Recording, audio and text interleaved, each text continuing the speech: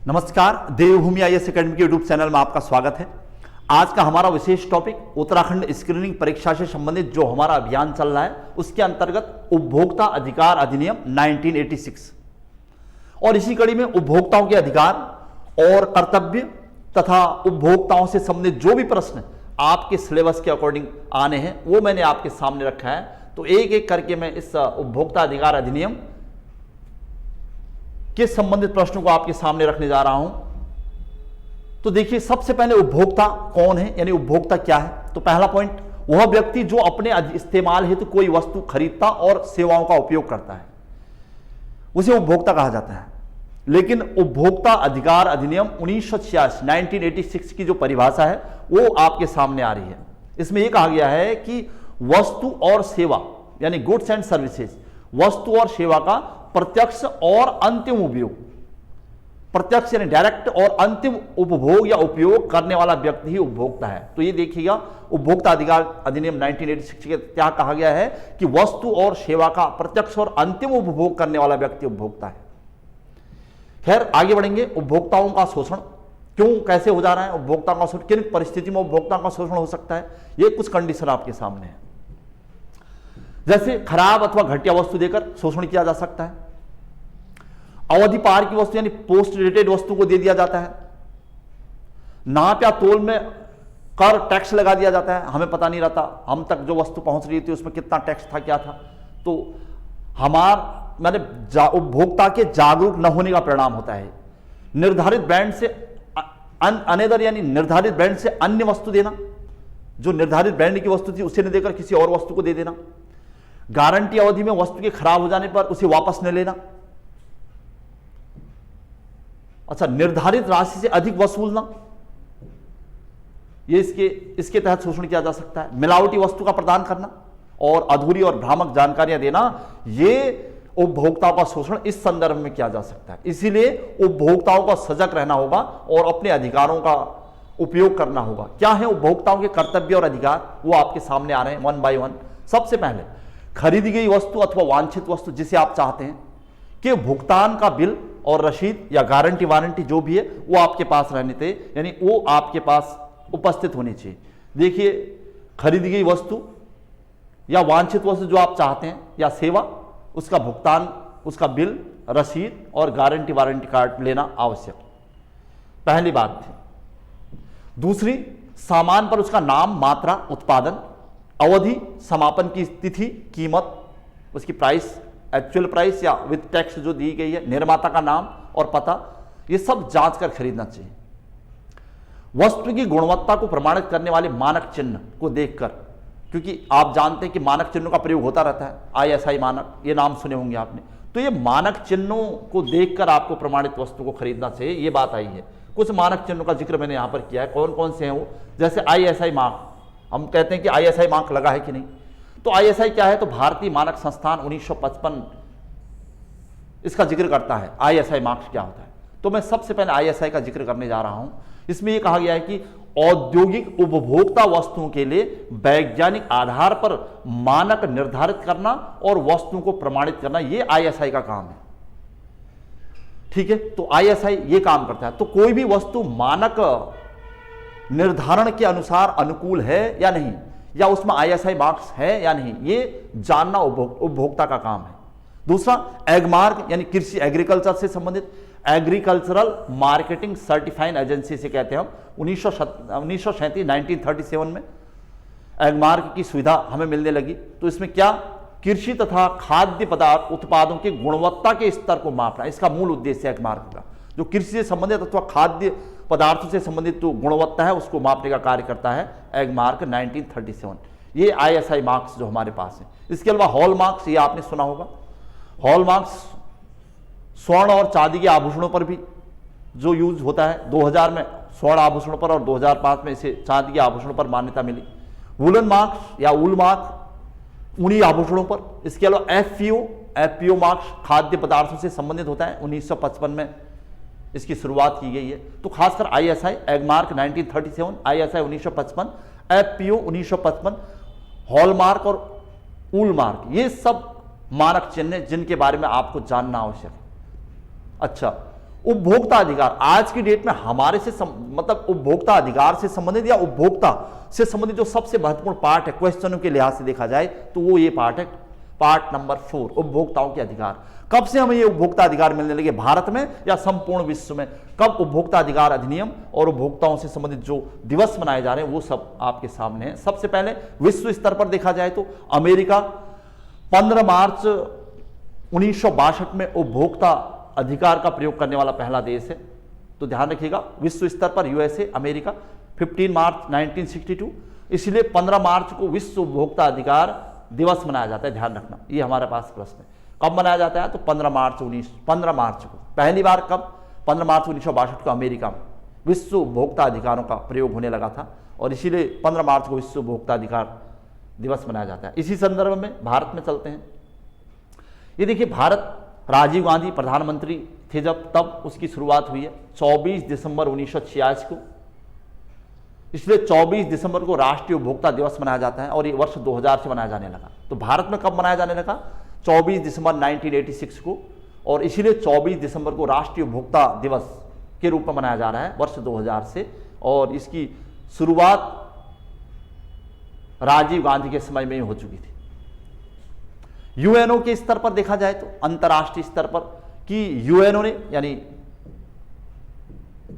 9 अप्रैल 1985 को उपभोक्ता अधिकारों की घोषणा की थी संयुक्त राष्ट्र संघ के द्वारा और 7 प्रमुख अधिकारों को मान्यता दी थी, जिसमें 6 भारत में और 6 भारतीय अधिकार जो कि भारत के उपभोक्ताओं को अधिकार मिले हुए हैं, और एक स्वस्थ पर्यावरण संबंधी अधिकार यानी पर्यावरण को स्वस्थ रखने का अधिकार उसको भी शामिल किया गया। इसको मिलाकर कुल 7 मूल अधिकार यानी जो उपभोक्ताओं के हैं वो हमें ध्यान रखने हैं।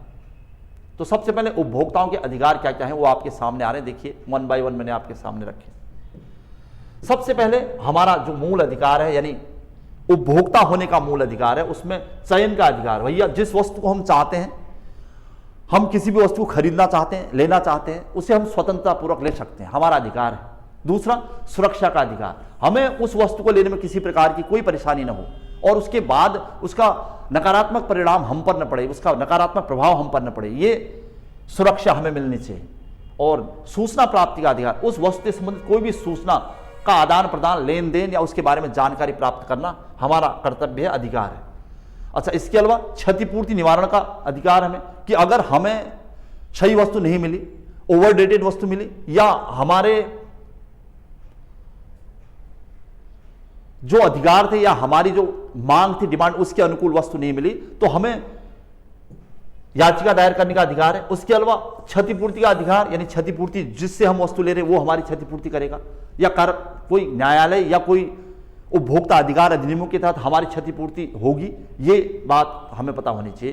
तो उसके अलावा सुनवाई तथा प्रतिनिधित्व का अधिकार, ये देखिएगा 5वां अधिकार, और उपभोक्ता शिक्षा का अधिकार यानी उपभोक्ता का होने के नाते हमें इन उपभोक्ता के अधिकारों की संपूर्ण जानकारी होनी चाहिए। और अंतिम और 7वां स्वस्थ पर्यावरण का अधिकार, ये 7 महत्वपूर्ण उपभोक्ता संबंधी अधिकार हैं। ध्यान रखिएगा, यूएनओ ने भी इनकी सिफारिश की है और भारत में भी ये 7 प्रमुख उपभोक्ताओं के अधिकार हैं। अच्छा, क्षतिपूर्ति निवारण हेतु उपभोक्ता न्यायालय, इसके संबंध में कुछ जानकारियां यहां पर रखनी है कि आपके क्षतिपूर्ति से संबंधित जो उपभोक्ताओं के न्यायालय होते हैं कि आपकी क्षतिपूर्ति नहीं हो पाती तो आप किसकी शरण में जाएंगे? इसके लिए पहले से जो न्यायालय थे या वर्तमान में जो संशोधन हो रखे हैं उन चीजों को ध्यान में रखना पड़ेगा। तो सबसे पहले जिला उपभोक्ता स्तर पर यह क्या है कि जिला उपभोक्ता स्तर पर या जिला उपभोक्ता जो मंच होते हैं राष्ट्र जिला के स्तर पर, दूसरा राज्य के स्तर पर राज्य उपभोक्ता मंच और राष्ट्रीय उपभोक्ता मंच, यानी 3 महत्वपूर्ण मंच है यहां पर। अब वर्तमान में ये जो रिपोर्ट आपके सामने है इसमें वर्तमान संशोधन भी साथ हैं और जो पहले से हमें अधिकार मिले हुए थे उपभोक्ताओं के या जो अधिकार पहले से शामिल थे वो भी हैं। जैसे 1 रुपये से लेकर 20 लाख रुपए तक की शिकायत का जो मामले आते हैं वो राष्ट्रीय उपभोक्ता मंच में चले जाते हैं, क्योंकि अलग अलग टाइप की शिकायतें होती हैं और अलग अलग टाइप के उपभोक्ता अधिकार मंच हैं। आपको कहां पर सुनवाई करानी है, कहां पर अपनी मांग रखनी है, कहां पर अधिकार चाहिए आपको, सबसे पहले जिला स्तर पर तो होगा तो ये छोटे, लेकिन वर्तमान में ये राशि बढ़ाकर 1 करोड़ से कम, ये लिखा हुआ है 1 करोड़ से कम तक की शिकायत आप यहां कर सकते हैं जिला उपभोक्ता मंचों में। लेकिन इससे पहले यह मामला क्या था, 1 रुपये से लेकर 20 लाख रुपए तक। वर्तमान में इसे बढ़ाकर 1 करोड़ तक का कर दिया गया। ध्यान रखिएगा, ये 2009-19 में जो संशोधन हुआ उसके तहत। दूसरा, राज्य उपभोक्ता मंच स्टेट लेवल पर जो पहले के अधिकार थे, यानी पहले की जो शर्तें थी उसमें 20 लाख से लेकर 1 करोड़ तक के मामले इसमें आते थे, लेकिन वर्तमान में से 1 से 10 करोड़ तक की शिकायतों के मामले डाल दिए गए हैं राज्य उपभोक्ता मंच में। ये भी जानकारी का विषय है, यानी 2019 में जो संशोधन हुआ उसके तहत। अच्छा, नेक्स्ट, राष्ट्रीय उपभोक्ता मंच, राष्ट्रीय लेवल पर जो उपभोक्ता मंच है वहां पर 1 करोड़ से अधिक की शिकायतें होती थी पहले, लेकिन आज की डेट में 10 करोड़ से अधिक तक की शिकायतें आप राष्ट्रीय उपभोक्ता मंच पर कर सकते हैं। अच्छा, इसके अलावा जो उपभोक्ता मंच, ये जो उपभोक्ता की शिकायतों के निवारण के लिए बने हैं, तो ये क्या करेंगे या यहां पर किन किन क्या क्या शक्तियां दी गई हैं इनको, ये सब आपके सामने, कि उपभोक्ता प्रत्येक स्तर पर 30 दिन की अवधि में न्याय हेतु ऊपरी अदालत में अपील कर सकता है भैया, और वर्तमान में इसे बढ़ाकर 45 दिन कर दिया गया है। ये भी आपको ध्यान रखना चाहिए। अच्छा, दूसरा, ये 1986 की मूल बातें चल रही हैं और थोड़ा बहुत जो संशोधन या परिवर्तन हो रहे हैं उनका भी मैं उल्लेख करता जा रहा हूं। अच्छा, राष्ट्रीय उपभोक्ता मंच के निर्णय के विरुद्ध आप सुप्रीम कोर्ट में जा सकते हैं या जाया जा सकता है। राष्ट्रीय उपभोक्ता मंच के निर्णय से आप खुश नहीं हैं तो आप सुप्रीम कोर्ट में भी अपील कर सकते हैं, तब आपके मूल अधिकार का प्रश्न आ जाएगा। अच्छा, तीसरा, वस्तु या सेवा में दोष होने पर, किसी भी प्रकार की गुड्स एंड सर्विसेज में आपको लग रहा है आप संतुष्ट नहीं है, उसमें कुछ दोष होने पर आप 2 वर्ष की अवधि में शिकायत दर्ज करा सकते हैं। यानी 2 वर्ष की अवधि में आपको शिकायत दर्ज करानी पड़ेगी। अगर इससे बाद आप शिकायत दर्ज कराते हैं तो फिर उसकी वैल्यू कम हो जाएगी, उसका महत्व नहीं रहेगा। और इसके अलावा जो आपको गारंटी या वारंटी का मामला आते हैं, एक वस्तु के बदले दूसरी वस्तु देना, जब गारंटी और वारंटी, वस्तु की निःशुल्क मरम्मत की व्यवस्था, ये सब आपको मिलनी चाहिए। ये अगर नहीं मिलती है तो उपभोक्ता अधिकार मंच ये हमें दिलवाएगा, हमें प्रदान करेगा, ये हमारे उपभोक्ताओं का अधिकार है। अच्छा, कुछ खास बातें, जैसे 11वीं पंचवर्षीय योजना में एक प्रश्न यहां पर खास है कि जागो ग्राहक जागो कार्यक्रम चलाया गया था। ध्यान रखिएगा, 11वीं पंचवर्षीय योजना में जागो ग्राहक जागो कार्यक्रम, और आपको ध्यान होना चाहिए 11वीं पंचवर्षीय योजना यानी 2012 से पहले की है। 2012 से लेकर 17 तक 12वीं पंचवर्षीय योजना है, और 2012 से पहले की 11वीं पंचवर्षीय योजना, तो ये आपको ध्यान होना चाहिए। खैर, आगे बढ़ूंगा। उपभोक्ता संरक्षण अधिनियम 1986 की बात हो रही। अब कंज्यूमर प्रोटेक्शन एक्ट 1986 कब लागू हुआ, क्या हुआ और कब इसमें संशोधन हुए, वो आपके सामने आ रहा है। सबसे पहले 1986 की इसमें धाराएं पूछेगा तो 4 धाराएं हैं शुरुआत में, और 4 अध्याय है और धाराएं 31 धाराएं हैं। इसमें संशोधन कब हुए हैं तो 1993 में हुए हैं और वर्ष 2002 में हुए हैं, और फिलहाल 2019 में भी एक संशोधन ही है। तो अगर संशोधन कब हुए हैं ये पूछता है तो उपभोक्ता संरक्षण अधिकार अधिनियम में तो 1993, 2002 और 2019। अच्छा, उपभोक्ता संरक्षण अधिकार अधिनियम यानी कंज्यूमर प्रोटेक्शन एक्ट 1986 कब लागू हुआ पूछता है तो 15 अप्रैल 1927 को लागू हो पाया है। हालांकि भारत में 24 दिसंबर 1986 में आ चुका था या इसका प्रस्ताव पारित हो चुका था, लेकिन लागू अगर कब हुआ है तो 15 अप्रैल 1987 को, तब राष्ट्रपति ज्ञानी जैल सिंह थे। यह ध्यान रखिएगा। तो उपभोक्ता संरक्षण अधिनियम से अगर प्रश्न बनाए तो यह कब बना, 24 दिसंबर 1986 को बना, लागू कब हुआ 15 अप्रैल 1987 को, और संशोधन कब हुए 93, 2002 एंड 2019।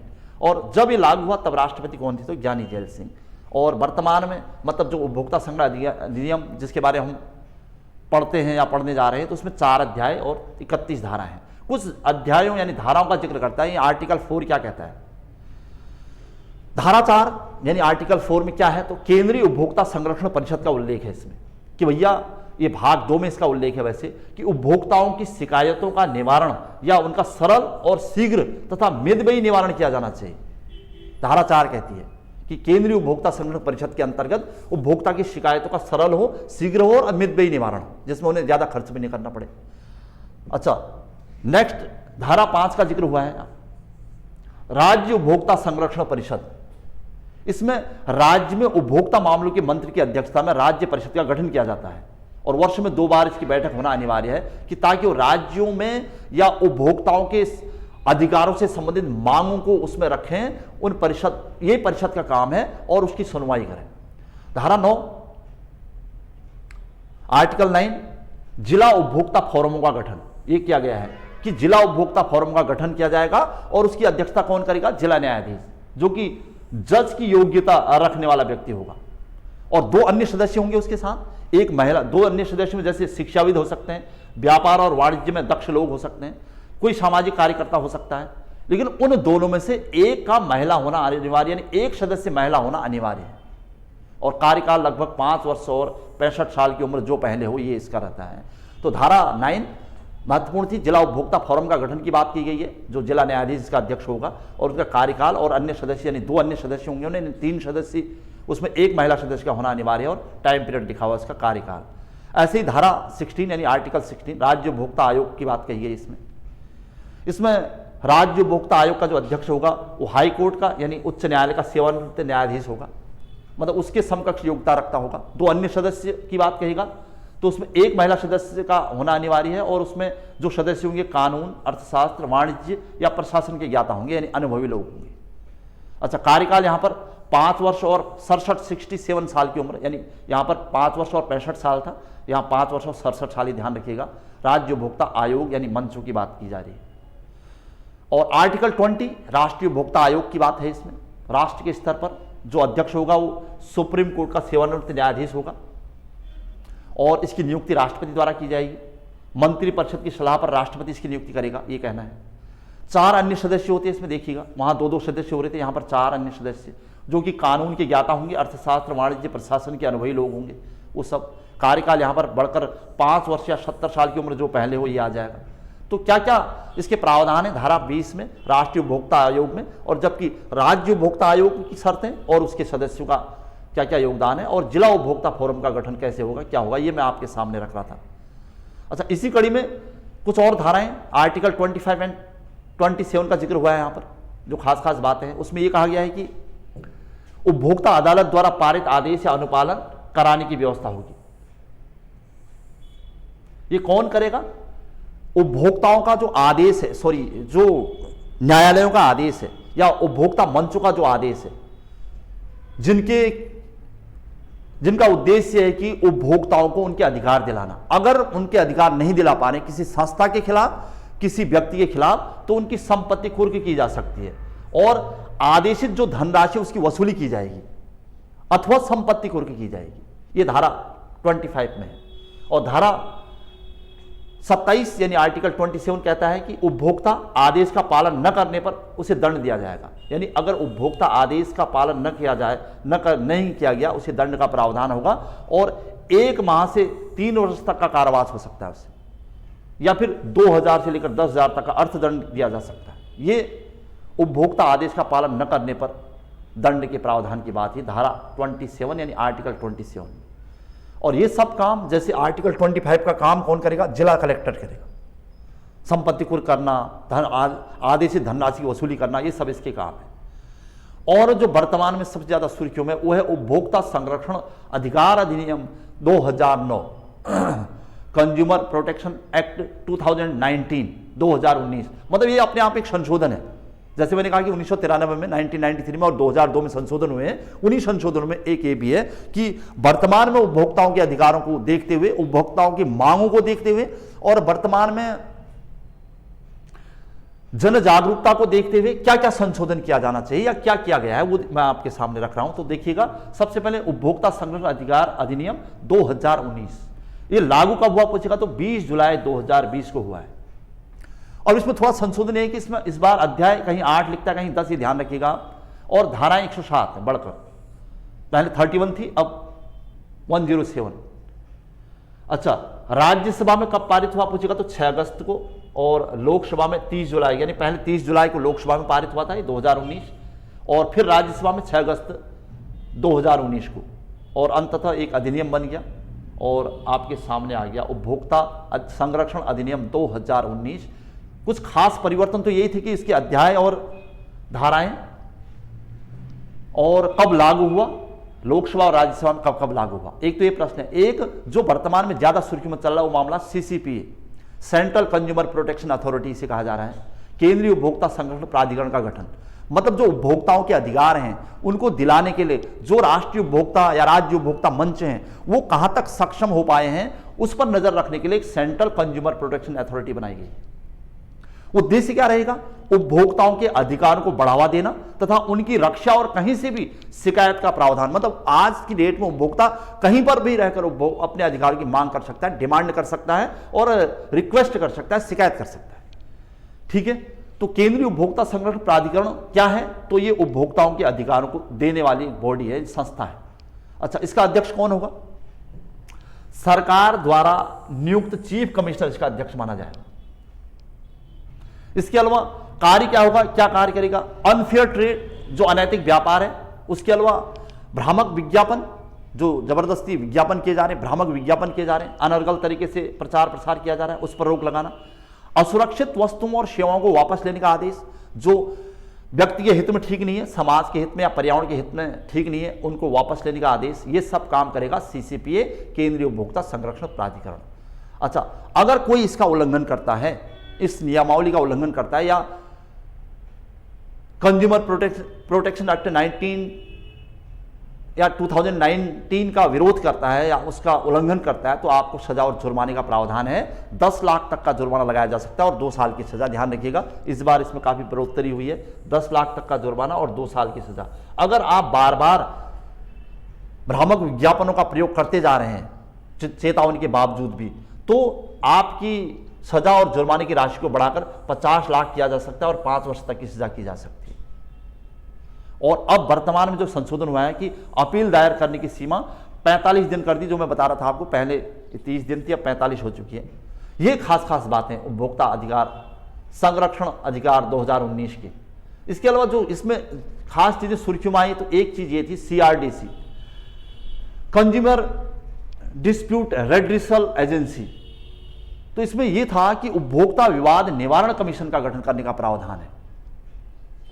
यह उपभोक्ताओं के अधिकार, उनकी मांगों को निपटाने का कार्य करेगा। यानी निपटान प्रक्रिया का सरलीकरण इसमें किया गया है कि सरल तरीके से उपभोक्ताओं के जो मांग है उनको निपटाने का कार्य करेगा। कौन? CRDC।